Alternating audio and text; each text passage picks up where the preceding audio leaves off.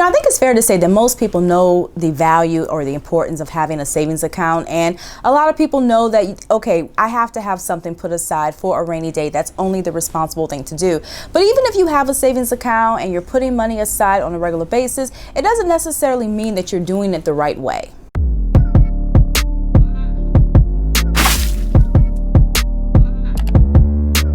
Now, before we go any further, I have to say the fact that you're even watching this video and the fact that you have a savings account and you're regularly contributing money, I have to say you are doing a lot better than a lot of people. So for that, you should be proud of. But saving money, it really is an art, and there are little things that you can do here and there that can really maximize your savings and really get you to your goals. So in today's video, we are going to dive into a few things that you can do to really get the most out of your savings account. And as another side note, this channel is all about personal finance, where we talk a lot about how you can live a more frugal life. So if you like these types of videos and you want to be part of the conversation, do me a favor, hit the subscribe button below so you can receive more tips on how you can save money and improve your overall financial picture. The first savings mistake that I think a lot of people make is thinking that they only need $1,000 in their savings account. Now, I understand why people feel this way, because if you watch any videos on saving money or if you read articles on how to build an emergency fund, many financial experts will preach the importance of having a $1,000 emergency fund. And I think some people, when they hear that number, they take it to think that that's all they need in their savings account. And that cannot be further from the truth, because let's be honest, there are things that can happen in your life unexpectedly that will exceed $1,000. And if that's all you have in your account, more than likely you may not even have enough money to cover that expense, or that expense could take all of your money, where it's literally leaving you with nothing left in the bank. Now, to be clear, I understand why many experts recommend having $1,000 in an emergency fund, because it is a great starting point. If you're someone and you're starting with absolutely nothing, growing to the point where you have $1,000, that is excellent, because most auto repairs that you have, a lot of them, they will be under $1,000. If you have a home repair, most of those will only be a few $100s. So yes, having that money liquid in an account, it can really help you. So when things pop up, you don't have to rely on a credit card. However, if you get $1,000 and you just kind of stop thinking that, okay, I have my emergency fund, I don't need to save anymore, I mean, you are in for a rude awakening, because as we have seen in the past couple of weeks with all the stuff that's going on with the virus, you can be out of work just like that. I mean, there are no guarantees that your work is going to be here next week, next month. I truly believe that there is no such thing as financial security unless you are just a wealthy person and the money is just coming in, because it really just takes one incident to really just knock your finances off track. And even if you have something saved up, most people can't go 2 or 3 months without a regular paycheck. So if you are using $1,000 as a magic number as to what you need in a savings account, I mean, you are really selling yourself short. So I do recommend coming up with a plan to save that amount, but continue, because at the end of the day, the more cash you have in the bank, it's going to really help you when things get really tight. And I always recommend having a minimum 3 months in the bank. But if you can get 6 months or 12 months, I mean, those are goals I really think people should shoot for. So when you're coming up with a plan to save money for an emergency fund, definitely have $1,000 as your starting point, but don't stop there. Keep going until you're able to really maximize your account. That way you can really have a true emergency fund. Another mistake I think people make when it comes to saving is setting unrealistic goals for themselves. Now, I have to say, if you come up with this goal saying, okay, I want to save $5,000 by the end of the year, I think that's a great goal, because depending on how much you make, $5,000, that can be a really good stepping stone to get you to that 3 to 6 months emergency fund. However, when it comes to setting savings goals, you have to really consider your situation and what you can realistically do, because if it's April and you say, okay, I want to save $5,000 by the end of the year, and there's only 8 months left in the year, and you only have maybe $200, $300 in disposable cash every month, I mean, you do the math, that's not going to get you to $5,000 by the end of the year. So I think having goals like that, having these big numbers that you want to save, I think that's really a great idea.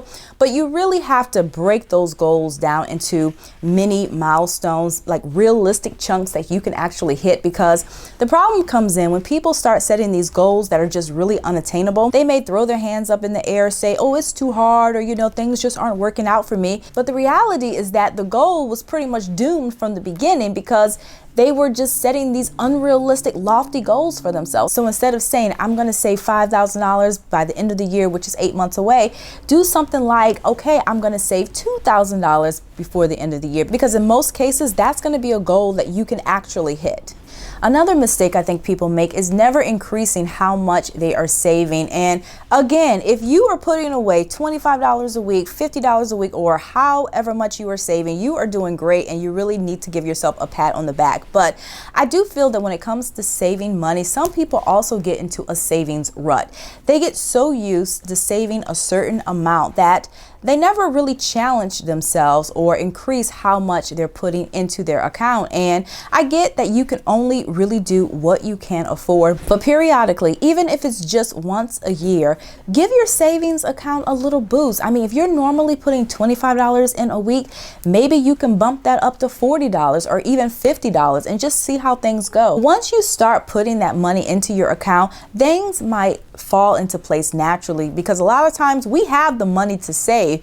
The problem is we're taking the money and we're spending it on things that don't matter. So if you increase what you put into your savings account by $10, $15, okay, yes, that might mean that you have to eat out one less time this week, or maybe you have to skip going out to happy hour, or maybe you have to entertain yourself at home tonight. Yes, you may have to make some sacrifices, but as your account starts to grow, once you get to a point where your account is looking really good and you are this close to hitting some of your goals, when you look back on those sacrifices, it's going to be well worth it. Another mistake that some people make is keeping all of their savings in one pot. Now, if you are not saving for anything in particular, maybe you just want strictly an emergency fund, then yes, all your money can go into one account. But if you have different goals that you're saving for, it is a great idea to open a separate account for each goal. So one account can be for your emergency savings, or if you're self-employed, you can have another account, which is your tax fund, or maybe you're thinking about buying a house, you can have a third account where all your money for your down payment and closing costs goes into this account. And the reason why I really like separating the funds is because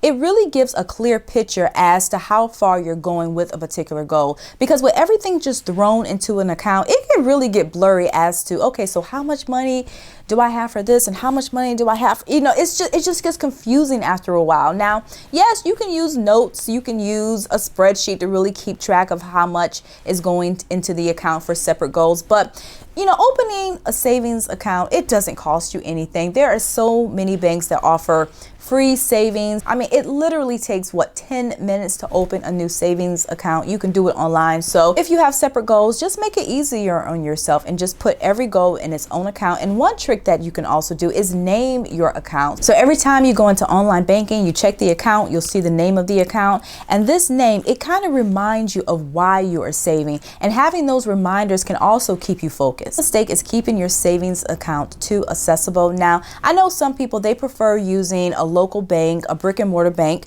because, you know, the money is there. Anytime something comes up, you can easily go get your cash, handle whatever needs to be handled. I think it's so important to keep some of your cash accessible. You can take $500, $1,000, put it in a brick and mortar savings account. But for the bulk of your savings, I do feel that it is even better to keep your money in an online account, because even though this is your money and you can withdraw it anytime you want, the money is not as accessible as it is if you go around the corner to the bank. And one cool thing about using an online savings account is that a lot of these accounts do not come with an ATM. So not having that card in your possession, that in itself is going to really help you to save money.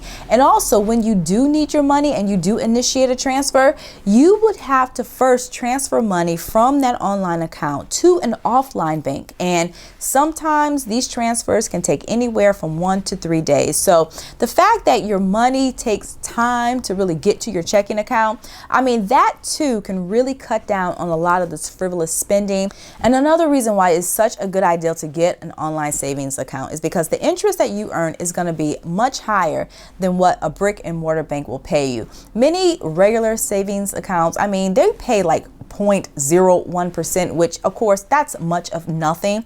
But if you go with an online bank, I mean, you could realistically get a rate that's 1.10%, 1.09%, even 1.50%. So definitely shop around, consider options, and getting that higher rate, I mean, it's really going to help you get the highest return on your money. Another mistake that some people make is saving too much money. And now, before you say you can never save too much, hear me out.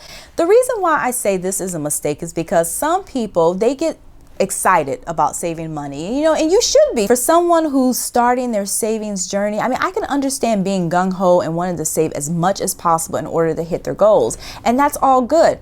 The problem is that if you put too much money into a savings account, that means you may have to transfer a lot of that money back over into your checking account in order to cover your expenses or any other essential things that come up. Now, if you have to transfer money back over for a bill or what have you, it may not seem like such a big deal. And, a lot of times it isn't a big deal. However, if you get into a habit of constantly transferring money from your savings account to your checking account, it can be costly in the long run. What some people don't realize is that for each statement period, most banks will only allow you 6 electronic and telephone transfers out of your savings account. So if you get into a habit of constantly transferring money from your savings account to your checking account, if you exceed that 6 per statement cycle, you will be charged $15 per every transaction over the limit, and it can add up fast. I made this mistake years ago when I started saving money. I came up with this idea that I would deposit all my money into my savings account and only transfer money over as I needed it to pay bills. And in theory, yes, that is a good plan. However, I started, instead of just transferring over a lump sum of money that maybe I needed to pay maybe 4 or 5 bills, I was initiating individual transfers, and I kept doing that throughout the month. And yeah, I can't remember. I think I went over like maybe 3 or 4 transfers at the time, and yeah, I had to pay. So I definitely learned my lessons. So definitely keep that in mind, because yes, you want to put money into your savings account because that's going to help you hit your goals, but you also want to make sure that the money you put in there is able to stay in there, because if you start transferring a whole lot of cash back and forth, yeah, the cost can really add up, and that's going to really eat into what you have in the account. So there you have it. That's my take on different mistakes that people make when they are managing their savings account. I really hope you enjoyed this video, and if you did, please give me a thumbs up. Also, if you like personal finance content and you want to see more videos like this, please hit the subscribe button below. I do post every weekend and sometimes during the week. So thank you again for watching, and I will see you in a few days.